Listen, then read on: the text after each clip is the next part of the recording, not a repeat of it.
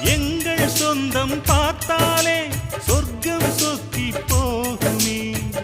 எங்கள் வீட்டில் பூத்தாலே பூவின் நாயுள் கூடுமே.